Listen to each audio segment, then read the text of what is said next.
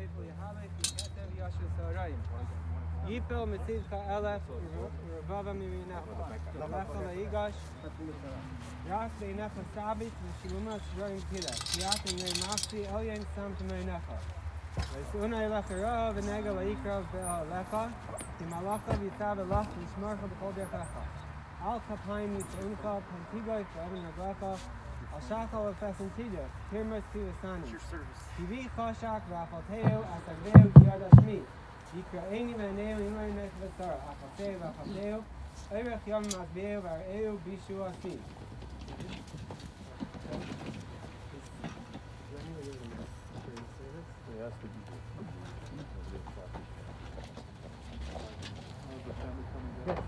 Folks, if you come this way, please, if you seated or stand behind the chairs.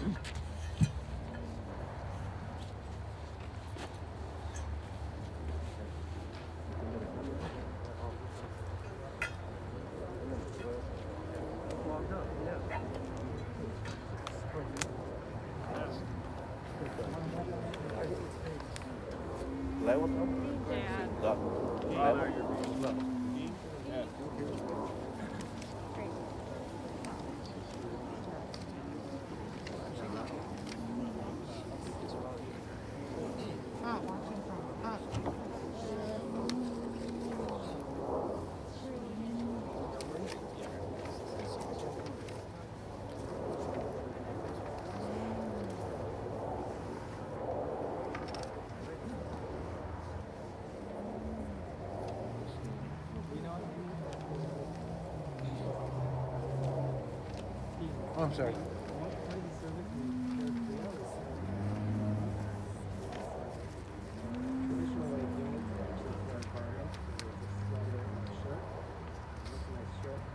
Thanks. You're right. So if you're comfortable doing it that way, it's something that you'll actually do. We're going to allow you to do great. Otherwise, I'll give you a reason. Oh, we already heard that.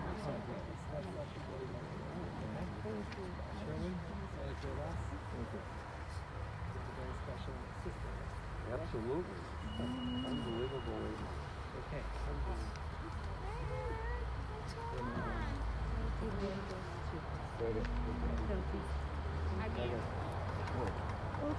Excuse me. To the camera?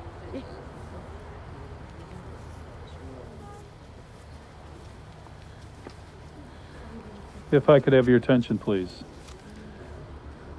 At this time, we're going to begin the funeral services here at the cemetery for Mrs. Georgia Lee Solovy. As we begin the service, I would ask if any of you have cell phones or any other noise-making devices, please turn them off at this time. Officiating the service here today is Rabbi Shmuley Weinberg.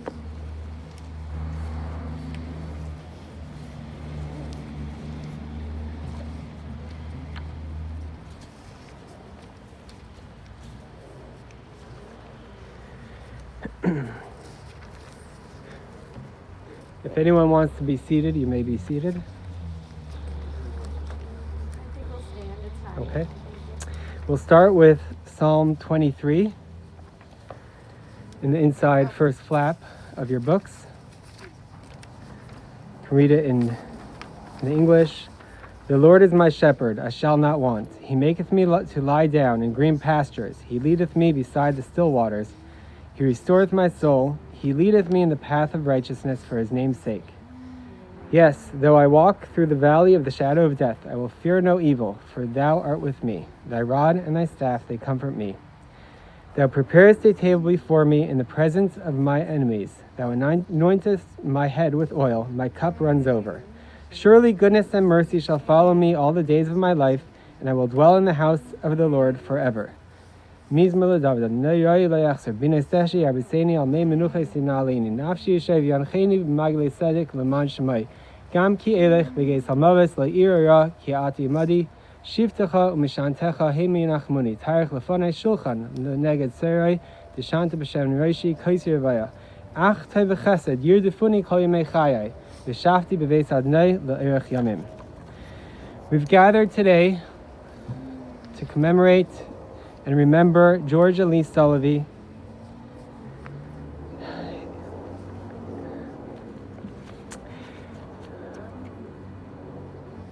I will be delivering a eulogy on behalf of Rabbi Eli Nussin Silverberg, one of my teachers, a great teacher and rabbi, the head teacher at the Lubavitch Masifta of Chicago, where I went to school here in Chicago.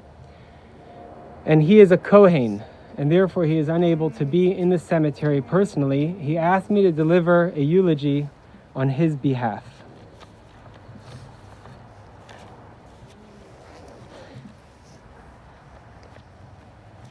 Okay. We are gathered here today to lay to rest a beloved mother and mother-in-law, grandmother and great-grandmother, Georgia Lee Solovy. I'm going to take the liberty of addressing my thoughts and remarks to Georgia herself and invite you, her dearest family, to listen in. Dear Georgia, I didn't have the pleasure of knowing you well. We did meet once as we were both present watching your dear grandson Eric compete at buddy baseball, as he so enjoys doing. And it was just about half a year ago that I had the honor and privilege of giving you a Hebrew name at a naming ceremony by the Torah at our school, the same day that we gave Hebrew names to your two daughters, Karen and Cindy, as well. But primarily, I know you through some of your children, Beth, Larry, Tracy, and Eric, who have become close friends over the last few years. The more I hear about you, Georgia, the more I understand where their goodness, kindness, easygoing nature, and happiness comes from. What I would like to talk about today is your wealth. I know that some may be surprised by that statement. After all, you, Georgia, may not have been considered wealthy by conventional standards. Allow me to explain. Most people define wealth by the amount of finances and monetary values of one's assets. Yet so many people who possess much of that may also lead quite unhappy lives. They may have little or none of the things that have true and lasting value: family, love, friends, and meaningful relationships. And this is why, as far as I'm concerned, you led a truly wealthy life. A life to be envied by all who are searching for what is valuable and truly rewarding. How many people have a loving and adoring spouse with whom they spent over 65 years together in marital harmony? Whoever I've spoken with couldn't say enough about the beautiful, deep, and mutual love that you and Carl shared for all those years. In the words of Tracy, your loving granddaughter, my grandpa's love for my grandma was unlike any love I've ever seen in my life. We are all happy for you as you are reunited here today with Carl, just as you always were during your lifetime. How many people have 4 beautiful, happy, and successful children like your Dean, Beth, Karen, and Cindy, plus grandchildren and great-grandchildren? Your family was your passion and pride, and what you were totally devoted to. In Tracy's words, my favorite memories with Grandma were baking her famous cream cheese brownies for my bake sales in elementary school. She was always eager to help me in any way she possibly could and was a constant in my life. Every single milestone she was there for and beaming with pride. Perhaps even more important than your connection with some of your family was your relationship and closeness with all of your family. How many people enjoy close and loving relationships with all of their children and family members? You adored them all, and that love and adoration was reflected right back from them to you. In fact, I understand that you would speak with each other almost every single day. Even moving beyond family, the long-standing relationships that you shared with friends is truly incredible and so uncommon. Relationships that lasted more than 50 years with your friends from the Rams Club, bar mitzvahs, annual picnics, monthly get-togethers, and card games, all celebrated together in true and meaningful friendships. So much love and affection and friendship is the greatest testament to your nature and character. Only one who is humble kind, and open-hearted creates that type of bond with so many people. You know, God created this world and placed us people, human beings, in it to make it a better place, a kinder place, and a holier place. When we act as upright, kind, and decent people, we are fulfilling the mission for which He created us. The Hebrew name you were given is Leah. Leah was one of the matriarchs of our nation. She was the forebearer of Moses, the high priest Aaron, as well as King David, many of the greatest Jewish leaders in our history. It has been our people's destiny throughout history to be a source of light, direction, and moral clarity to the people in the world at large by living these ideals of selfless goodness and kindness which you personified. You are blessed to live a long and full life. You didn't need much and were always happy with what you had. As your loving brother Sherwin pointed out, you were always totally put together, well-dressed, made up, and even at the age 91 were taking care of all of your finances independently. Till your very last days, you were surrounded by the love of your children and grandchildren who visited frequently and had the opportunity to express their great love for you. You also had a very devoted caregiver, Manny, and we take a moment now to acknowledge and thank him for all that he did for you all of these years. As you are laid to rest here today, we know that it is only the physical body that dies and is buried. Your divine soul very much lives on as it ascends to heaven. You will meet Carl today, as well as enjoy all that heaven has in store for you. And it's up to us, your children, grandchildren, family, and friends, to perpetuate your memory and legacy down here. For every charitable act of goodness and kindness that we do in your memory, in your honor, it will not only serve as a merit for you in heaven, but will also ensure your continued impact and presence in this world, in the minds and hearts of all those who love and remember you forever. As Jews, we believe in an ultimate resurrection of the dead. We look forward to that time when we will see you physically again. And until then, may your memory be an inspiration and a blessing for us all. Farewell, Georgia, farewell. May your soul rest in peace, as it is reunited with its divine source in heaven, and may God bless us all.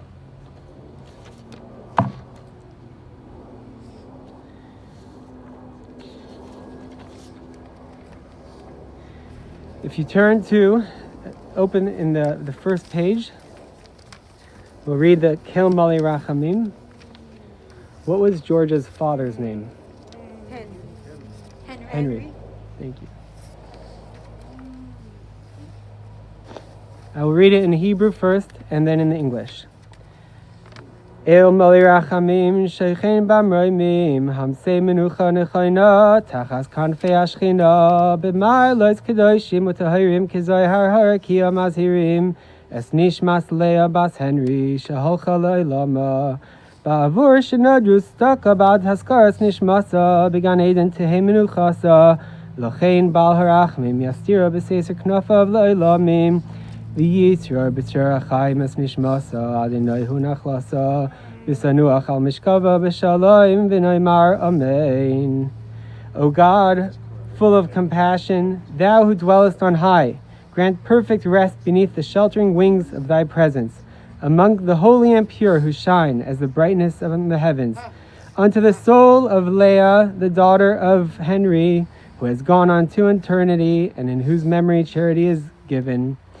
May her repose be in paradise. May the Lord of mercy bring her under the cover of his wings forever. And may her soul be bound up in the bond of eternal life. May the Lord be her possession, and may she rest in peace. Amen.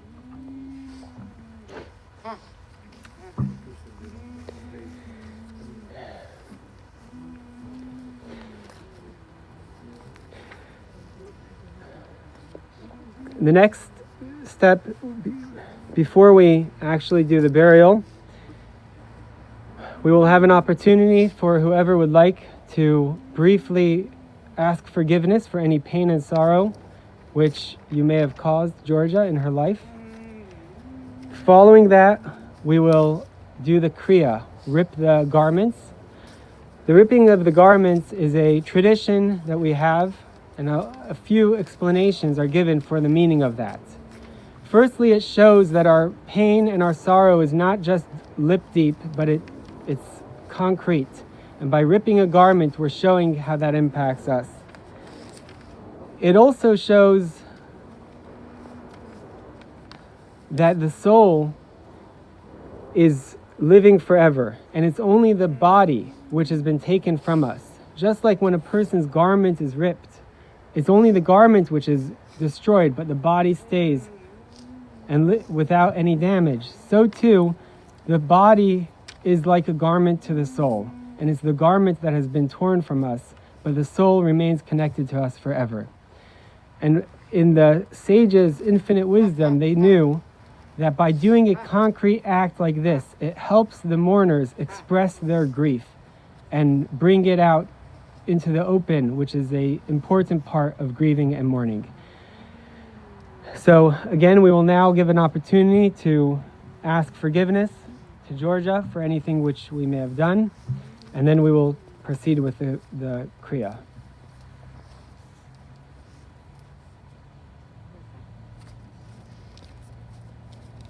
Okay, we'll proceed now with the Kriya, the tearing of the garments. You have the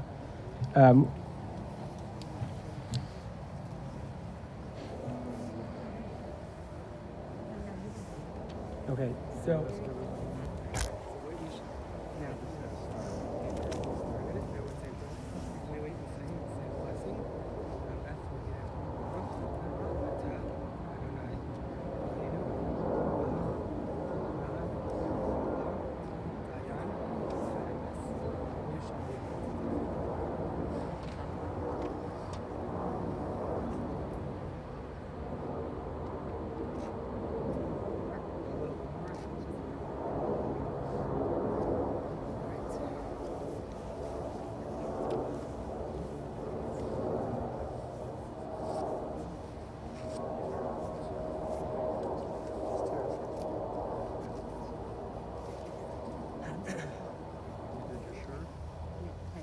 You can if you wish.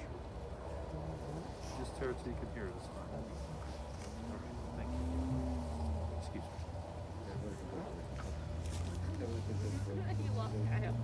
He seriously always has. okay. Yeah. I don't know why. All right. We will now proceed with the actual burial.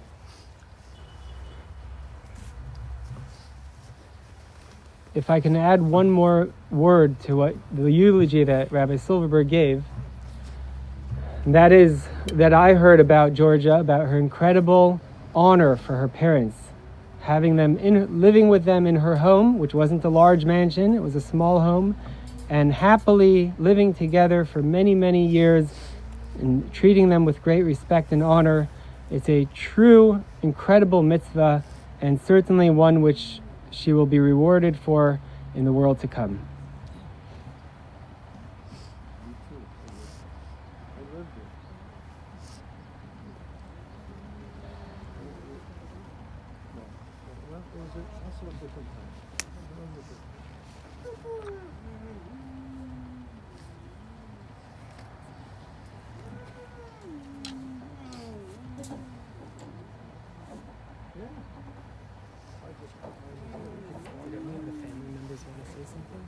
I don't think so.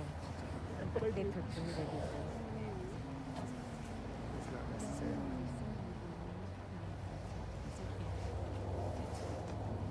But thank you for asking.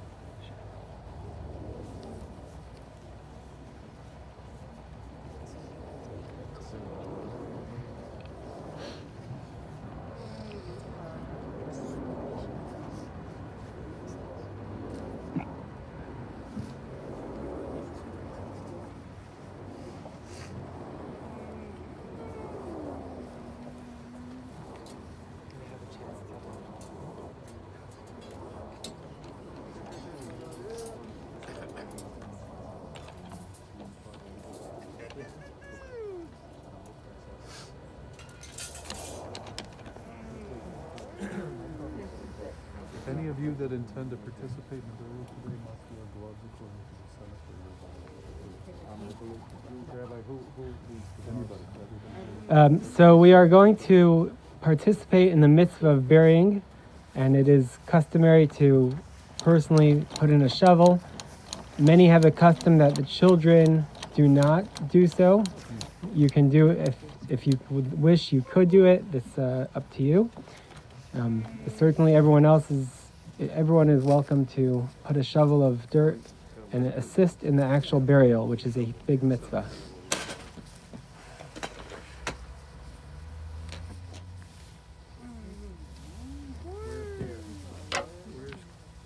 Where's Dad?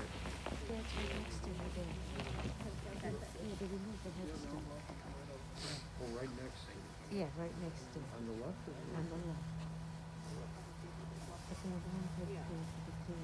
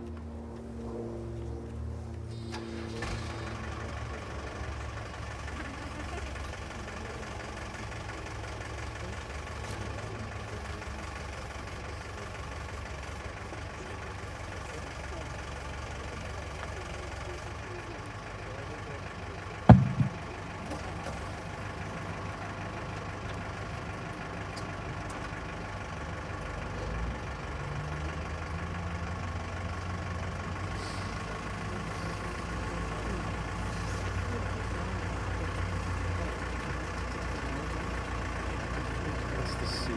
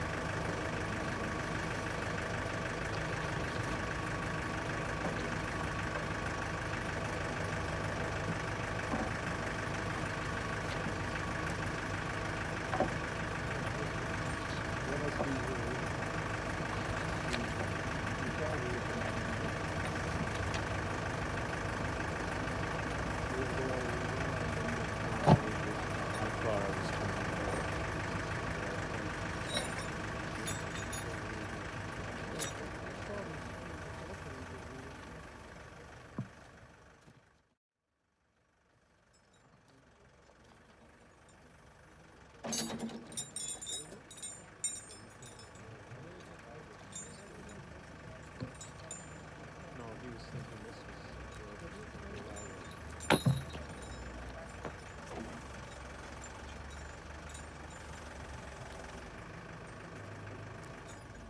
Maybe I've just-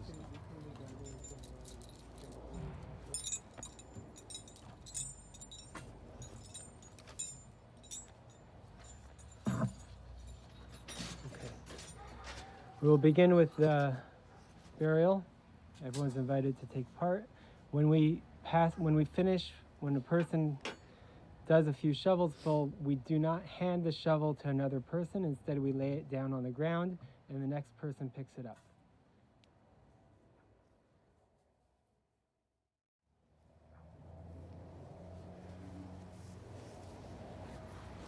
This could if I You wanted. can, yeah. He said no.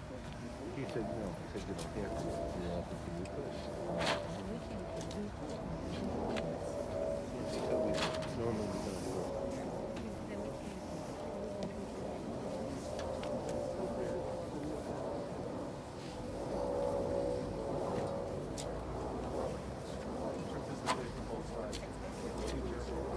Anyone participating today, please watch your step around the open grave.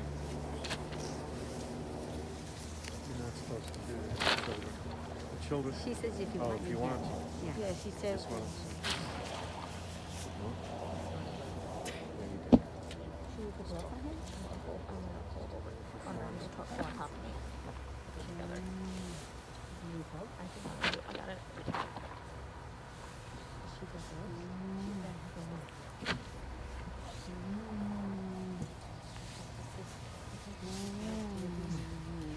They told us before. Oh, for the gloves?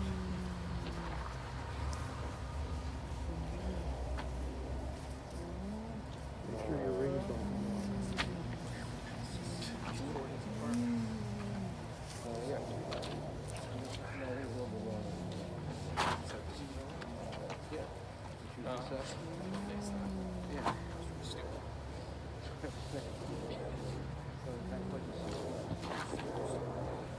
What's the best way to get back? Highway here? Yes, If you can no. get on at Addison or Irving Park. I'll put I'm just my gonna let I'll put the them in. That's what I'm GPS. gonna Yeah, do. yeah. But this is Addison. Right now they turned me so far around. I don't know if it's east or west. Who is that woman that was standing? Yeah, who is that? That's Leslie Class. Oh, Leslie Classman. Leslie Classman. Leslie Classman. Jean Classman's wife, who was Larry? Larry? You want to give me a hand? Give me a hand shoveling the yard like the Sandra Cohen, Roberta Cohen. They're married. Roberta's married. Bobby is married to Sherwin Classman. And his daughter. Classman, the one I called, Dean Classman, I called to find out if he was dealing with the insurance. He says what is it? And he referred me to the guy that he you know, so.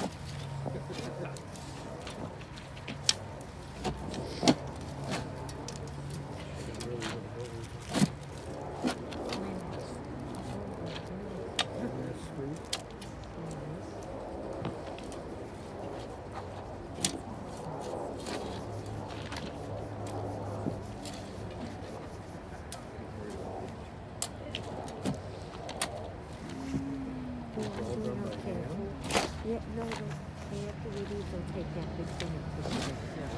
It's only just a little bit bigger.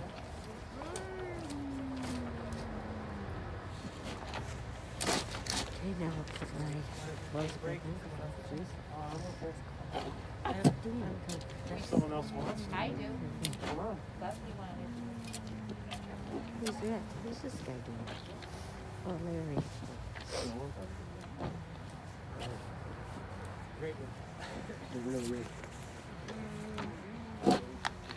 Okay, you Manny come with?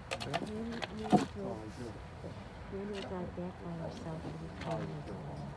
Well, maybe How's he gonna drive back by himself if he drove with somebody else? He did. That's him. But because Manny's up there someplace in his so he's Oh, he drove back. yeah, he's not here. I see. But I don't Is know. he gonna come back with him?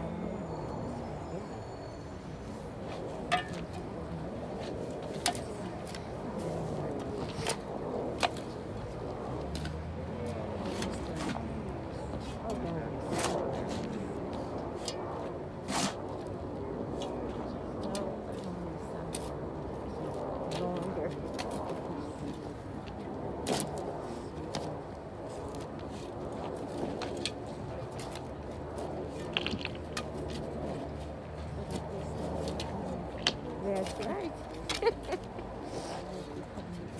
That's right. She can tell you too. I'll have to ask her. She's over there. I'll ask her.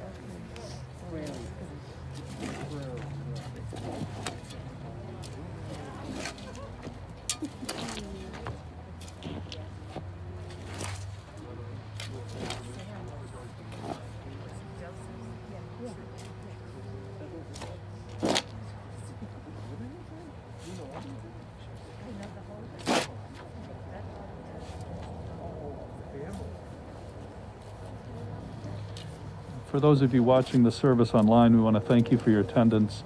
I also want to let you know that in the next several minutes, the feed from this funeral service will be terminated. Before the service concludes, I do want you to take note on the website that you're on, ChicagoJewishFunerals.com. The family has asked that memorials be made in memory to Rush University Medical Center Liver Transplant Research Fund. For those in attendance, that information's on the inside of your funeral service folder. For those of you watching remotely, that information's on the website that you're on. Thank you. What's the annexer? Sorry? The annexer center. Remember there's two of them. Just tell me annexer center too. Yeah, what was it? Rush and annexer. Oh, My apologies, especially to those online. There's also a notation. The family has asked that memorial contributions also be made to the Annexer Center, 6610 North Clark Street in Chicago. That information's on our website as well. My apologies. Thank you. You